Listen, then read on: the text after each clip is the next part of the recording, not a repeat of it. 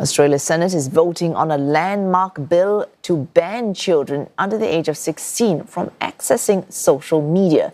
Or if this passes, it would be the first of its kind anywhere in the world and aims to hold platforms accountable and to mitigate the negative impacts of the internet on the young. Prime Minister Anthony Albanese's centre-left Labour government hope to pass the bill during Parliament's final session of the year, and potentially the last before elections due in the next few months. The House of Representatives had overwhelmingly supported the age restriction. The bill would make platforms like TikTok, Facebook and Snapchat liable for fines of up to $33 million if they fail to take steps to prevent young children from having accounts. While some lawmakers argue that excessive use of social media will take a toll on the mental and physical health of children, others have questioned the effectiveness of the ban and its true purpose. Trying to fool the Australian population that they are doing this in the interests of children is abhorrent. They're not. They're doing it in their own political interests. This is a political fix, not a social media fix. The ban is rubbish.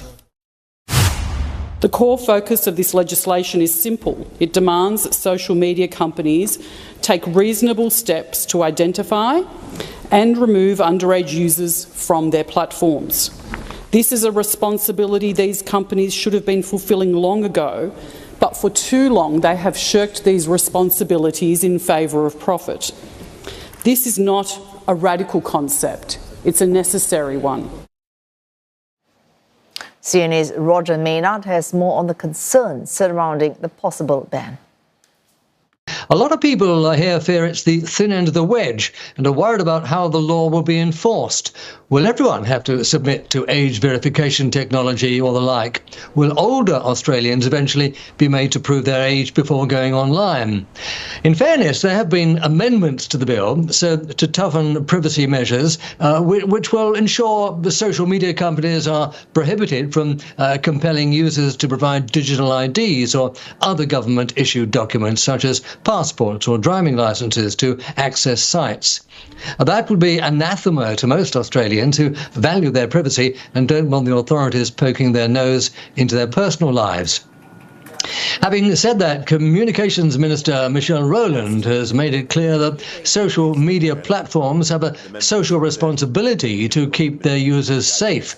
She said the onus of the bill was firmly on the platforms themselves to make reasonable steps to enforce a minimum age for social media access, with fines of up to $33 million for those companies which fail to comply. There will be no fines for kids or parents who allow their children to access the platforms, so it's really up to the big tech companies to police it. The real problem here is that this bill has been rushed through Parliament and lacks a lot of detail. That will hopefully be hammered out over the next 12 months, after which the new law will become effective. But don't expect it to be easy. Tech-savvy kids, as we know how to get around internet issues and may also feel they are being unfairly treated. In truth, there is a fear that such draconian regulations will push them onto the dark web and even more dubious social media platforms. There are clearly many unknowns here, but the fact is that most parents with young children support the ban, given the often negative influence smartphones and social media are having on their kids. Roger Maynard, CNA, Sydney.